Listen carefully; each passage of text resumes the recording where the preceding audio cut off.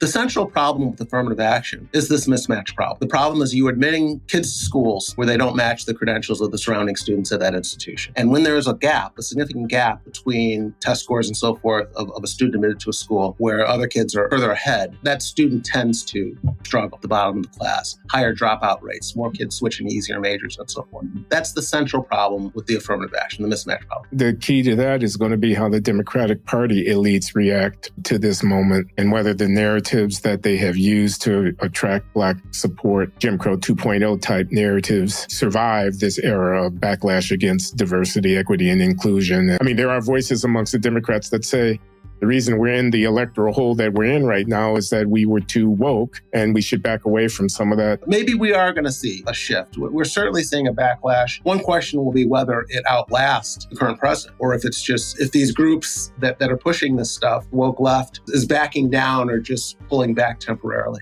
Hello, everybody. This is Glenn Loury, and you are listening to and or watching The Glenn Show. I teach at Brown University, and I am with my conversation partner, John McWhorter, every other week here at The Glenn Show. John's a Columbia University professor, and he writes for the New York Times. Our guest this week is Jason Riley. Hello, Jason. How you doing, Glenn? John? Hey. Doing well, doing well. Jason's an old friend. Jason is on the editorial board and writes editorials for the Wall Street Journal, and he's also senior fellow at the Manhattan Institute. And happily, we're here to talk about Jason's new book, The Affirmative Action Myth. Jason's a prolific author. He's written books like False Black Power, Please Stop Helping Us. He's written a biography of Thomas Sowell called Maverick. Thomas Sowell, the African-American conservative economist of great distinction. And other interventions Jason has made in the public discussion about policy issues. And the book at hand for today is The Affirmative Action Myth. It's a very interesting and provocative critique of a certain way of thinking about the racial disparity problem. And I'm very happy, Jason, that you've agreed to talk to us about it. I'm glad to be here, Glenn.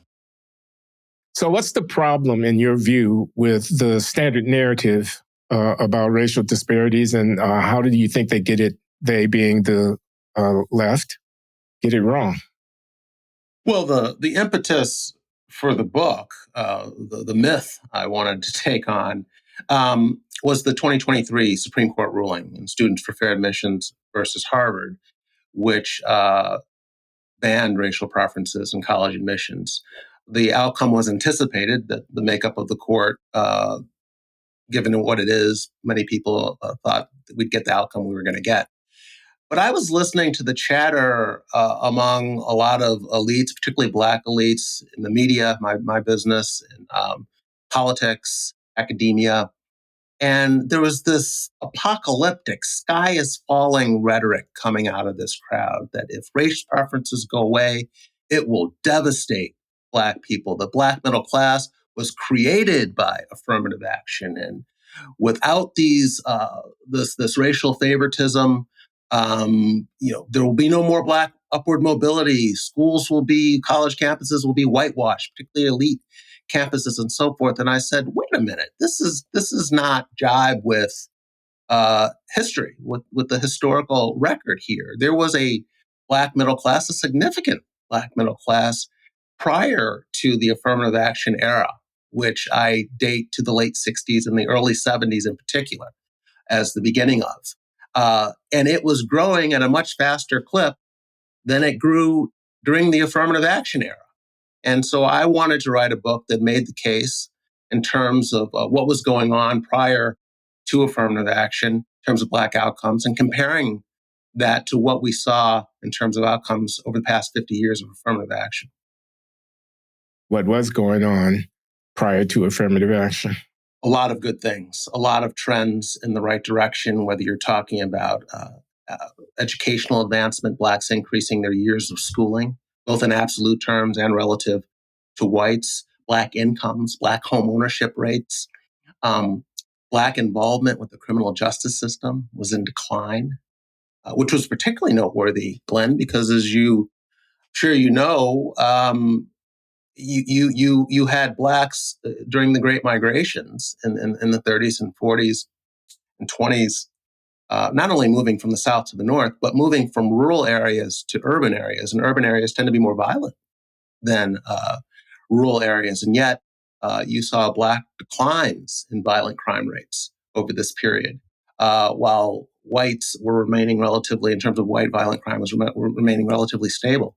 So a lot of good things were going on during this period. And what we see happening right around the late 60s and early 70s, the advent of affirmative action, is a lot of these trends start to slow down, stall, and in some cases even reverse course.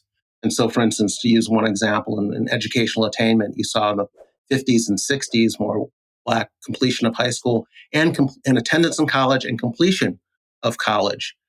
You fast forward today, some data from Robert Putnam that I cite shows that black college completion today is where it was in 1970. So after 50 years of affirmative action, that's what we have to show for it. So you could make the same arguments in terms of incomes. What affirmative action has tended to do, is to help those blacks who are already better off. And so that's one of the reasons the people that I cited earlier were so opposed to these policies going away. They have been the biggest beneficiaries of these policies. If you look at something like earnings, you go back to the late 60s, start there, and take it up to the first 25 years, say, of affirmative action policies, so the early 1990s. Over that period, the top black earners, top 20% of the distribution, they saw their share of income grow at about the same rate as the white top earners. But among the bottom 20% of blacks, their share of income fell between the late 60s and the early 90s at more than double the rate of the poorest whites. So affirmative action has served upper income blacks much better than it served lower income blacks. You might say it's even harmed the prospects of lower income blacks. I was looking at some data. I think I cited the book too on labor force participation. You go back to the late 60s, the least educated blacks, 80% of them have jobs. You get to the early 90s, it's down to 50% of them. And again, this policy is sold as a way to help the black poor. But in terms of incomes, in terms of labor participation, that is not what has happened. And so I wanted to tell this story because I think more people should know about it and not buy this line, this narrative, that affirmative action came to the rescue of black people. And any good outcomes we see today are a result of racial preferences and these policies. It's just not true. So, Jason, suppose you encountered the objection that affirmative action made something happen faster that otherwise wouldn't have, that we had reached a kind of a glass ceiling and affirmative action kind of allowed the waters to flood, which is the way I think a lot of people think of it. I think most people know there was a black middle class before 1965, but they think that there has been a whole lot more of a black middle class since, and more than there would have been if there had been no affirmative action. That's what I'm imagining would be in many people's minds. Mm-hmm. Well, the data just doesn't show that. I mean, I cited the data on college completion, but if you look at something like poverty, the rate at which blacks were leaving poverty, the narrative is that affirmative action lifted black people out of poverty. But you saw a 40 percentage point drop in black poverty between 1940 and 1960. That's well before affirmative. It's not only before affirmative action policies or DEI policies or what have you.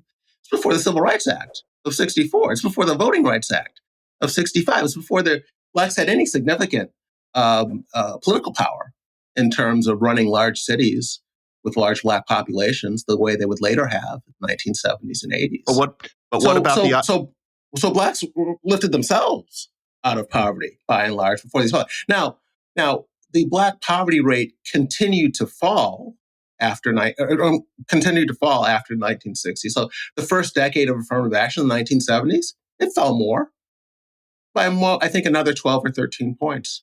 But it was falling at nowhere near the rate it was falling previously. So the idea that you could attribute the fall in the era of affirmative action to affirmative action suggests you're ignoring these pre-existing trends, which showed a much more significant drop. But what about racial preferences having made there be? I'm just giving you the kind of pushback I'm imagining other Right. people make. I see what you're getting at. Let's use another. What about example. in universities? In universities, Right, right. Yeah, let's use so a many university Michelle example. Obamas. Isn't that right? a legacy? Let's use a university example. So we know that even before the Supreme Court ruled, you had 9 or 10 states that had already passed bans on racial preferences. So we don't have to guess at what would happen. We have some natural experiments out there. And they were large, diverse states: California, Florida, Texas, Arizona, Michigan. California is a great example. Ban passes in the mid-90s. You see a reduction in Black enrollment at the most selective schools, Berkeley, UCLA.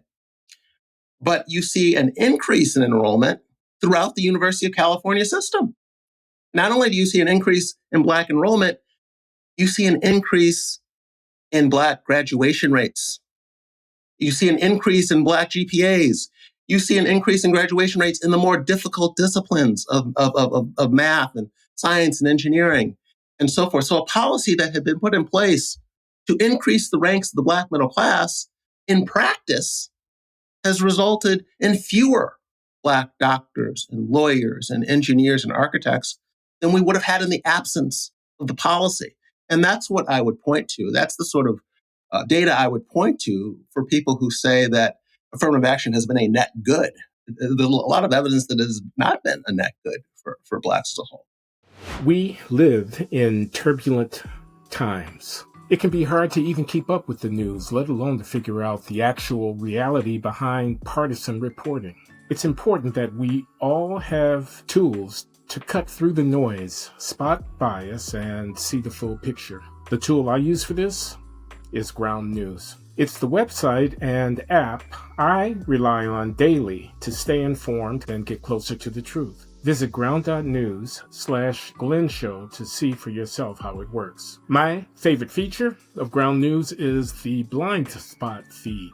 It shows you stories that are disproportionately reported by either the left or the right. About 20 such stories every day. To show you what I mean, here's a story that is not being covered by the left. Trump criticizes past U.S. foreign policy, outlines vision for Middle East. And here's a related story that's not being covered by the right. 1 in 5 people in Gaza face starvation, report warns, as Israel's months-long blockade continues. For both of these and for every story, Ground News gives you a breakdown of the sources covering it, the bias of the media outlets reporting across the left, center, and right, how reliable these sources have been in the past, and who owns them. This is the kind of news analysis you won't find anywhere else. Right now, my viewers can get 40% off the Unlimited Access Vantage plan, which is the same plan I use. Make sure you subscribe using my link at ground.news/Glenn Show.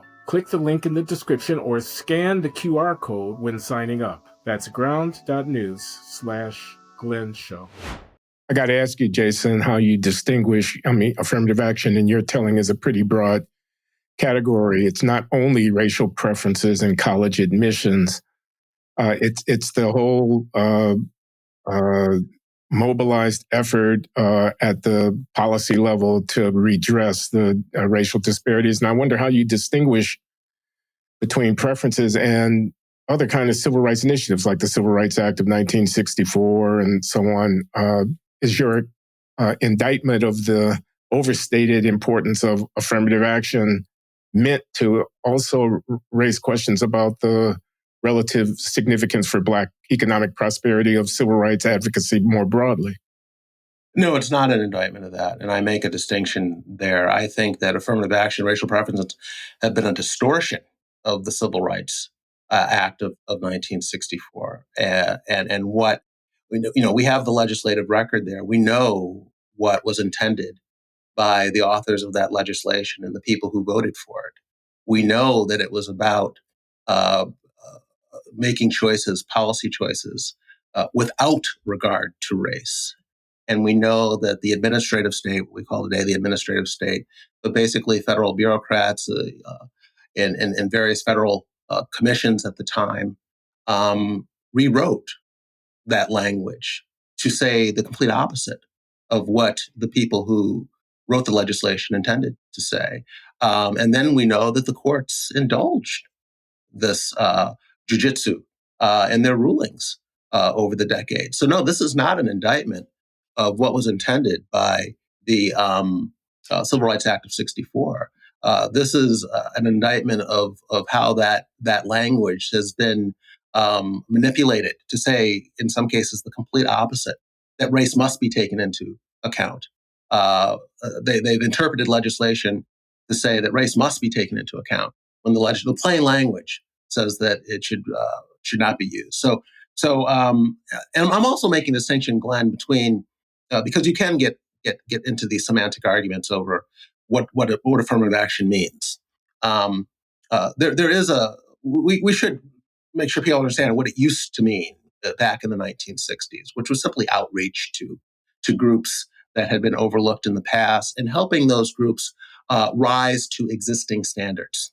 That was affirmative action, not lowering standards for those groups, which is what it has become, not quotas and set-asides, which is what it has become. And so when I'm using the term in this book, I'm talking about what it has become, not what it was originally intended or how it was the phrase was originally used. And there are people who try and play verbal games by saying, oh, I'm not opposed to affirmative action. It's just outreach to underrepresented groups. I'm not opposed to that either. Most Americans aren't opposed to that. Who would be, right? Yeah. Right. So you get a sense of this. The data shows that the polling data shows that the more accurately affirmative action is defined in the question, the poorer it polls. Mm-hmm. Jason, one thing that you get to in the book that I think we should discuss here is that the typical good person who's been around the block a few times and, reads, thinks that The Shape of the River by William Bowen and Derek Bach basically was the last word on the affirmative action that we tend to think of most, which is racial preferences in universities. The idea is that the book was long, it was gray, it was very well reviewed. And, the idea is that those two were on the side of the angels, and there's nothing really more to be said than that. Because if you don't like affirmative action in universities, well, that book showed that you are basically an evil person. What was wrong with that book? Let me add to that, John, because I wrote a foreword to the paperback edition of The Shape of the River, in which I endorsed the argument. I think that needs to be stipulated, but go ahead. I forgot about that. I was going to include that actually in my answer. There's several problems with that book. First of all, you're absolutely right that it is still used today. I was debating a professor at NYU a couple of years ago, and he brought it up in our discussion as if this had been settled a long time ago. In fact, my wife, who's a graduate of Harvard, was on some call with the current president, or got notes about a call with the current president that he had to a group of people at the school, and he was citing the Bowen and Bach book in his remarks, and it was a conversation about dealing with with the administration right now over the issues they're going through. But so the book is yes, it is well cited and still cited. There are a couple problems with it. One is the sample that they used. It's very unrepresentative of the typical schools that Black people attend. I think they chose 28 schools. I think all but 4 were private. Which is not the typical. And they were the elite, Blacks. The Ivies and no the HBCUs schools and the very selective liberal arts colleges like Amherst College and Williams and Swarthmore and so on. They're the typical Black person in their study at these schools had a parent who had been a college graduate, which again is not at all typical of Black students at that time who were attending college. So you had problems with their sample to begin with. But the real problem, the central problem with the book, as I see it, and as other critics have seen it, and this is something that Stephen and Abigail Thernstrom wrote about when the book came out, and Thomas Sowell's also written about the problems with this study. And here's their argument, which I agree with. The central problem with affirmative action, as critics of it lay out the problem, is this mismatch problem. That the problem is you admitting kids to schools where they don't match the credentials of the surrounding students at that institution. And when there is a significant gap between test scores and so forth of a student admitted to a school where other kids are further ahead, that student tends to struggle, school at the bottom of the class, higher dropout rates, more kids switching easier majors, and so forth. That's the central problem with the affirmative action, the mismatch problem. Bowen and Bach did not separate Black kids who had been admitted to these schools under the regular admissions credentials from those Black kids who had been given special admission under lower standards. He just put them all together in a pool. And so he never addresses the central. What we want to know is how those kids who were admitted with lower standards did, not just how the Black kids did. And so if you go to the study that the Duke professor did a little while ago. Peter Arcidiacono. Yes, Peter's study. Peter parcels this out. He does a study of Black male freshmen at Duke University. And he asks them, what do you want to major in? And he finds out that the percentage that want to major in economics or one of the natural sciences. And then he looks at their attrition rates out of those disciplines. Who gets a degree, who wants to get a degree in those areas, and who winds up with a degree in those areas. And what he found is 70-something%, almost 3 in 4 of the Black kids, freshmen who are asked, males, wanted to major in either economics or one of the natural sciences. Only about 35% end up with a degree. So you have a 30-something point attrition rate. Among the white males, it's 4 points. And then he says, what explains this difference? And what we find out is that Duke admits some Black kids who with the same credentials as everyone else at Duke, and some Black kids with lower credentials. Once you account for that, you erase those Black kids who are admitted with the same credentials as everyone else at Duke, go on and get the degree. Those Black kids who were admitted with lower standards were the ones who experienced who left. That explains the attrition rate. That's what Bach and Bowen did not do, and that is the problem with one of the central problems with their study. I came away from that book with a general impression that they seemed to think it was very significant that the people they talked to were happy. A lot of the book seemed to be saying that the reason that we should keep affirmative action is because these people are contented with their lives. And I found that to be a very, a very weak argument in itself also. But yeah, I just wanted to get that in because there are a lot of people who think they've done all their homework to just cite and maybe not even read that book is certainly not the last word. I mean, not just that they were happy, but that they were effective and successful in their lives. They were the Michelle Obamas and the Barack Obamas of their era and so on. And I mean, Bowen and Bach are defending, they're choosing elites, they're Princeton and Harvard, they're defending the gatekeeper role that those institutions are playing, and they're saying if we're going to play this role, we have to also ensure that we bring some Blacks along as well. And I think they can make the case that the kids who matriculated under their programs did go forward into society as productive individuals.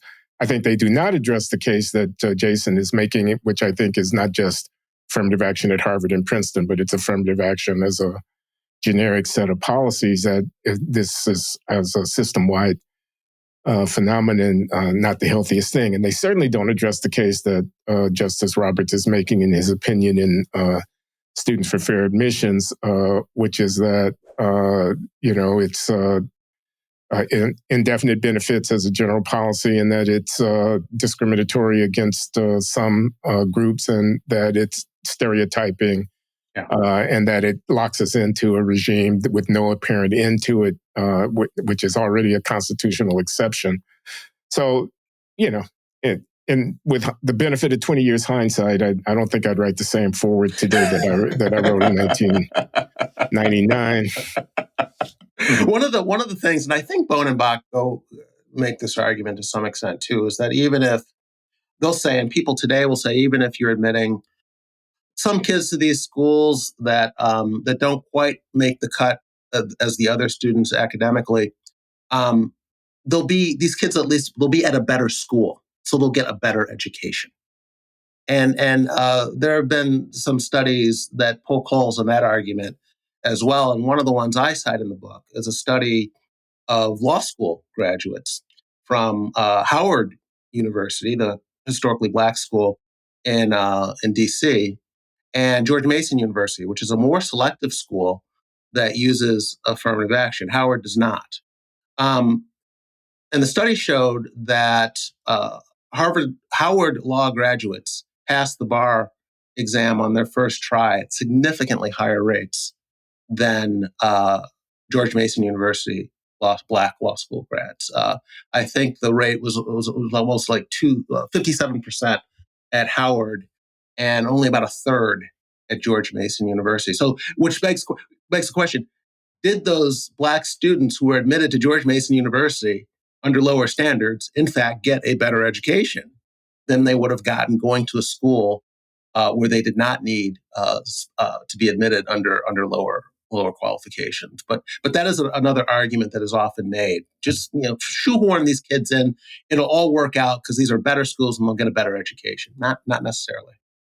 I don't want us to only focus on the admissions preferential issue, because your book is much broader than that in critiquing the narratives that have evolved about African-American disadvantage. I mean, for example, you spend a fair amount of time talking about culture and behavioral patterns as being implicated in the disparities that we see, and yet being underrepresented in the discourse of progressives about the racial inequality issue. You want to talk? I mean, you want to talk about respectability and responsibility and Sure. So on. Well, like a lot of other ethnic minorities and racial minorities in America, there was a time when blacks prioritized how they presented themselves, how they carried themselves. And this was a focus of the civil rights leadership back in the 1940s and 50s, the NAACP leadership, people like Thurgood Marshall and Martin Luther King, thought it was very important for blacks to mind their behavior, their dress, their language, that this was important, not just because they wanted to present a sort of front to whites, but for its own sake. This was behavior that was conducive to upward mobility. And that type of thinking has gone by the wayside among a lot of black elites today. It's derided as respectability politics. And the thinking is that the focus should not be on black behavior. It should be entirely on white behavior. And until racism is vanquished from America, don't talk to me about black behavior. Pull up your pants, finish school, take care of your kids. No. We don't want to hear that. Let's talk. I just saw a Confederate flag someplace. I just heard someone use the N-word. Let's talk about that. And so I think that has been a disastrous approach. And just to put some numbers behind it, Glenn, one of the reasons you saw that tremendous upward mobility taking place in the first 2/3 of the 20th century, I would argue, is because you had so many more intact black families at the time. And what we saw was a convergence in earnings, black earnings as a percentage of white earnings. Blacks were gaining on whites. Income inequality was shrinking during this period. What you start to see in the late 60s is a proliferation of single-parent homes, which are going to bring in smaller amounts of income than dual-parent homes. And so that convergence that we saw in the late 60s and right around 1970 starts to stall. And then we don't see it anymore, and we certainly don't see it to the extent that we saw it previously. And that, to me, is a function of the breakdown of the black nuclear family. And it's something that does not receive nearly the amount of attention. There was a book out last year, I believe, or maybe the year before, called The Two-Parent Privilege by a woman named Melissa Kearney, an economist. And I think an MIT trained economist. And she talked about how when she was working on this book, she got a lot of pushback from her mostly left of center social circle, who said, you should not be talking about this. The thesis of her book was that kids, by virtue of being raised by two parents, have tremendous advantages growing up that tend to stick with them throughout life. And that if we're going to talk about income inequality, family structure needs to be part of the discussion. And she said the people in her circle said, no, we don't talk about that. We talk about what the government should be doing. We talk about other obstacles that these people are facing, but we do not talk about family structure. And she caught a lot of flack for talking about family structure in the book. So it's still a problem. This has been a problem for a long time. Maybe it's not as taboo as it used to be. But it's still something that ruffles a lot of feathers on the left when you start talking about Black behavior, personal responsibility, and those sorts of things. And a lot of people therefore steer clear of it because they don't want to be called names or deplatformed or canceled. There was it's that shift. It's that 1966 shift. In the early 50s, there was a silly sitcom on TV called Amos and Andy. It had been a huge radio hit too. And, I remember it. I was there, John. You remember. And it's these goofy guys getting into little situations. Frankly, it's extremely entertaining. I'm not supposed to say that. But at the time, the NAACP voted it down because they thought that it didn't show enough Black success. So that's 1951. Go to 1968, and there's a sitcom called Julia. And it stars Diane Carroll as a nurse. She's a middle-class nurse, and she has easy relations with whites. And that show was shouted down by a new crop of Black critics for not showing enough Black poverty and making it seem like Black people were doing too well. It's that shift. And we're now still stuck in that Julia situation where you're supposed to think about poverty and how racism is the main reason for it, forgetting that when racism was much worse, the whole tone of the Black community was quite different. And it's getting to the point where most people don't remember that. And so we're stuck in that. Hello, everybody. This is Glenn of The Glenn Show. I want to bare my soul a little bit here, if you will bear with me. I've been doing The Glenn Show since 2007, and listeners often tell me they value what I do because they think that I am telling them what I actually think. I'm not playing. I'm not acting. I'm being candid and truthful in addressing the issues of the day. Recently, one of my followers wrote me a message that says simply, Glenn Loury is not scared. I really like that. That's gratifying. But sometimes I am scared. I do feel fear and unease, especially when I bring up controversial topics and then proceed to speak my mind. I have trepidation. I have premonition. It's not always easy. Now, I don't let those kinds of feelings stop me because what I think I'm doing is thinking out loud in public. That's what I think a public intellectual is. I think she is someone who thinks out loud critically in public, knowing that they're being observed and being prepared to deal with the consequences. And I'm proud to be walking that path. But sometimes I have to make a real effort to do so. Sometimes I think it would be easier just to say what I think people want to hear. I've written about this. I have a book coming out, guys. It's called simply Self-Censorship. In this book, I examine the dynamic of knowing that you might get whacked for saying something, but going ahead and saying it anyway. I examine that dynamic as an economist. I'm trained as an economist, PhD from MIT. And we have certain tools, and those tools especially show the power of thinking about information and incentives. And I use those tools to examine this problem of when and how to say controversial things in public, knowing that the consequences might be deleterious. People tend to be careful about what they say and what they don't say, and that shapes public discourse in interesting ways. There are dimensions of what's going on here.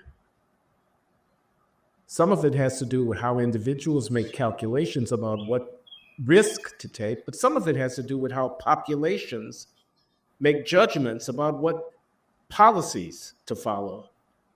And in my research, reflected in this book, Self-Censorship, I examine the problem at multiple levels. If you are so inclined, you can pre-order this book from Amazon.com, or you can acquire it in the bookstore and online bookseller of your choice. You can be first in the queue to get a copy of the book when it comes out later this summer. All you have to do is look for Self-Censorship by Glenn Loury online, or use the link in the description that we provide here. And I'll tell you what, man, if you really appreciate the kind of honest conversation that I'm attempting to engage in here at the Glenn Show, you might want to consider becoming a paying subscriber and supporting my work that is vouchsafing my independence by subscribing at glennloury.substack.com. That's glennloury.substack.com. Well, what about this argument, devil's advocate here for a minute, about blaming the victim, about the fact that the behaviors that you're talking about are themselves a product of historical disadvantage of Black people? The single parenthood is a manifestation of the lack of opportunity or lack of jobs for Black men or something like that. And if you wag your finger at people's face and tell them, be good, do better, behave differently, you're really putting the onus of responsibility on them when they're the victims of a structurally oppressive system.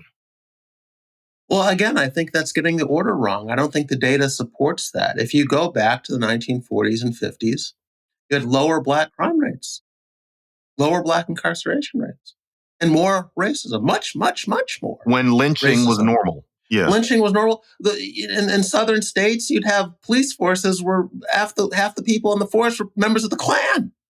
I mean, it wasn't just, so it just doesn't square with the data that at a time when you had this whole idea that racism or racial discrimination is an all-purpose explanation for racial disparities does not square with the facts. We've had times and periods in this country there's much, much more racial discrimination than there is today. And you saw a lot more Black upward mobility, a lot faster progress. And so the two, you have to deal with that reality. And then the people citing racism constantly and everywhere as a blanket explanation aren't dealing with that reality. The other thing to remember, Glenn, is that Black people are not the only people that have faced discrimination and violence in this country. You had lynchings of Asians. You had Asian Americans out in California forced to attend separate schools, not able to own land in certain parts of the state. Lynchings. You had Japanese Americans put in internment camps. Today, Asians outperform whites, both academically and economically, and have for decades. So this idea that discrimination can be pointed to, and that ends the conversation. There are just too many exceptions out there. That too many examples of groups. Jews, of course, are another group that's faced all kinds of discrimination and violence against them, and yet have been able to rise economically, often over the people who have been doing the discriminating. People like Sol have pointed out this is not a unique experience in America, but there are examples all around the world of this. Indians in Uganda and Lebanese in West Africa, Igbos in Nigeria, and of course the ethnic Chinese in Southeast Asia. There's example after example after example of discrimination failing as a blanket explanation for inequality. So, Jason, what do you tell people? What's the solution?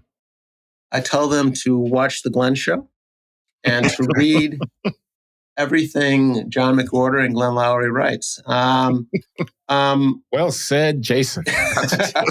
Suppose they don't want to.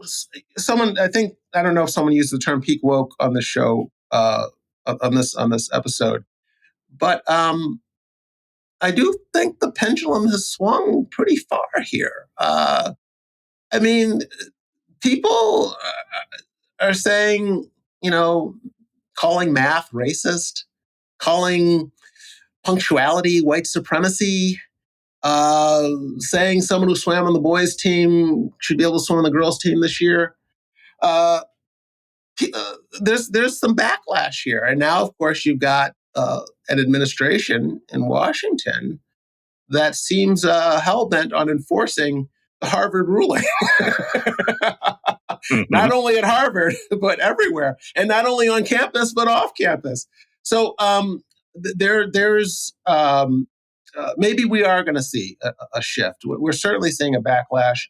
One question will be whether it outlasts the current president, or if it's just, if these groups that are pushing this stuff, woke left, so-called, is backing down or just pulling back temporarily.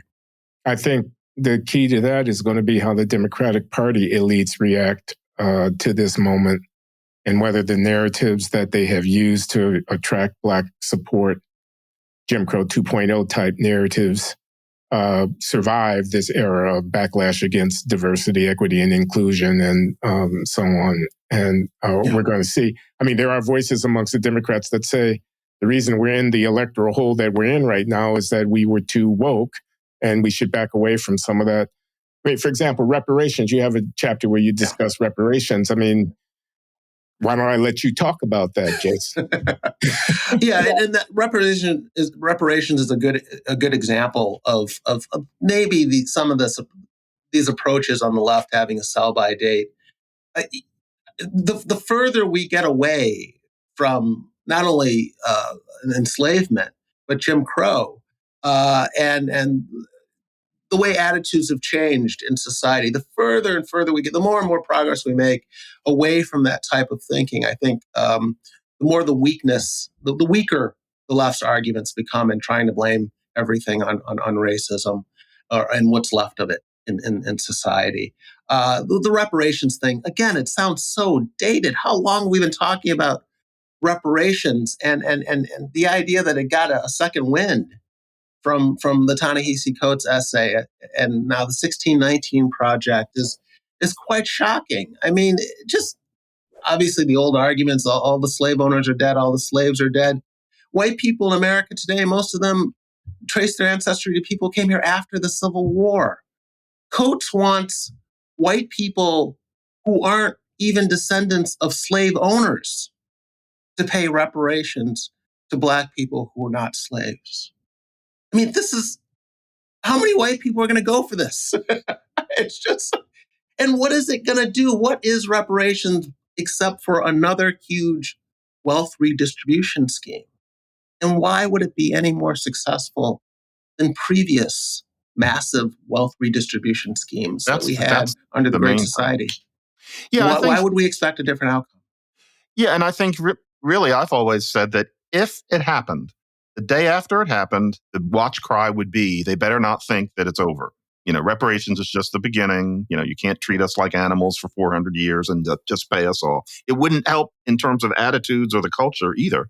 But I think Coates, to be fair, would say that, yes, somebody might be a descendant of a Polish immigrant, but the nation as a whole has a responsibility to, quote unquote, come to terms with what it did to Black people. And also, he would say, I think Coates knows that the slavery argument has just gotten too old, but he's now talking about redlining. So that goes up until Well, we can talk about redlining because in the book I take that on because he does rest his case, a lot of it on redlining, and there are two quick points I'd make on redlining. One is that, and I think you've made it on this show, John, is most of the people who lived in redlined areas were white. Mm-hmm. If you're going to base reparations on redlining, a lot of white people are going to qualify for reparations. But the second argument is more pragmatic, which is that and this gets back to what was going on despite racism, much more severe racism in a previous era. Black home ownership rates during the redlining era rose at a faster rate than white home ownership rates in this country. So redlining did not stop the increase in Black home ownership. I'm not saying it didn't slow it down, that it wouldn't have been higher without it, but the idea that it couldn't happen because of redlining, or that it's not happening today, because of redlining in the past, it doesn't pass the smell test to me. But there's the problem we have is that there's still a very lucrative racial grievance industry in this country. As I've said before, I think the civil rights movement has been turned into an industry, if not a racket, and it's a very, very lucrative racket. I mean, you look at Ibram Kendi, who's to me the definition of an empty suit, and yet he is cited. He is selling books and giving speeches, and people take what he says very, very seriously. His How to Be an Anti-Racist is a very difficult book to read with a straight face. It really is. And yet, he's been tremendously successful. And there are a lot of little mini Kendys out there, I think, that will take their cues from how successful and how lucrative it has been going down that road. But you could say something similar about the 1619 Project and Nikole Hannah-Jones, even though, serious historians will laugh at that stuff. But you know what? They'll laugh privately to themselves. They're not going to go. Very few are willing to go public with it. She's a woman. She's Black. Again, they don't want to be canceled. They don't want to be platformed. So that's what we're up against. Do you really think it's a racket? I mean, because to be honest, Nikole Hannah-Jones takes herself very seriously and just doesn't listen. She thinks all criticism is racism. And frankly, with Kendi, as you say, there's only so much there, and he doesn't know. He's not capable of thinking beyond a certain point. It's not a racket. He thinks he's right. But my question is, why does it work? Why is Kendi and why is Jones? What's going on in the New York Times newsroom that ends up in the 1619 Project? And what's going on in the Democratic Party that ends up with the narratives that these people generate being the currency of the realm? I mean, John, with Nikole Hannah-Jones, I think I quote you in the book saying this person won a Pulitzer Prize for something everyone knows isn't true. Mm-hmm. Mm-hmm. Who's giving Kendi all this money to start his tens of millions of dollars? People engaging in performance art. Yeah. Maybe racket isn't the word. Maybe it's a grift. Maybe that's the right term. Are they virtue signaling? Are they trying to buy a certain kind of exemption from judgment? Yes. They're buying indulgences. I don't think that Kendi and Nikole Hannah-Jones are grifters. I think it's the whites who support them who have somebody to answer for because they're performing. Yeah, that's my view of it. Jason, who else would you say is kind of peddling stuff where they know that it's no good, but they can see? Maybe the people who today have these lucrative DEI administrative positions, maybe that's a case of somebody who's making a lot of money off of something that maybe they know is not exactly, I mean, this, perhaps, but I would punch a little higher than that. I think you have a lot of academics out there who know that this is nonsense. I think we have a problem with sort of, I think there's a lot of intellectual cowardice in this country right now. And I go back to the 1619 Project and the unwillingness of so many people to call it what it was. It was just, that's horrible. every historian in the country should have been shouting from the rooftops that this woman who'd never written a book about anything, let alone a book about slavery or the American Revolution. And yet people were just taking what she said so serious. School curriculums, K through 12 school curriculums have been altered to accommodate this nonsense. I mean, this is awful. Where is the academy? Where are the people who know this stuff inside and out? Why were so few of them willing to step forward and denounce it? I think that's because nobody wants to be called a racist on Twitter. Yeah. Well, present company accepted in that regard. We certainly subjected that to some criticism here at the Glenn Show. I also want to mention Margaret Woodson and the 1776 project that he mounted at the Woodson Center as a counterpoint to that. Yeah, Gordon Wood, James McPherson. There have been some, but not. It should have been the head of every history department at every major university. They should have been falling over one another to shoot this stuff down. With apologies for having to cut this short because of the schedule, Jason, give you an opportunity to have a last word on what you want people to take away about your book. Well, again, I think people should not swallow whole this narrative that affirmative action has been a net good for Blacks, that it's been necessary in order for Blacks to rise in this country and to advance economically or educationally. Those things were happening. And the takeaway is that Blacks have done much better in terms of upward mobility when the focus is on colorblindness than when the focus is on special treatment. And I think that that should be the direction our policymakers and our politicians move in when it comes to trying to address these divisions that we have and these gaps that we have. And that's what I hope people take away from the book, that colorblindness is the way to go, not racial preferences, which are not only divisive, not only unconstitutional, but ineffective in achieving their stated goals. And so we've given these policies 50 years to work. How much longer do they need to show us what they can do? I think we've given them enough time, and it's time to try something different, and to go back to colorblind thinking about how to set in place public policy that everyone can benefit from. So that would be my takeaway.